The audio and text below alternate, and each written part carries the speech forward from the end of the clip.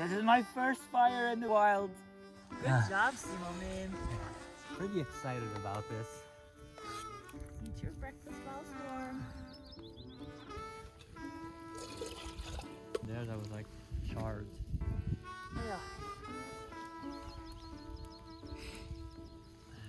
Suck coffee.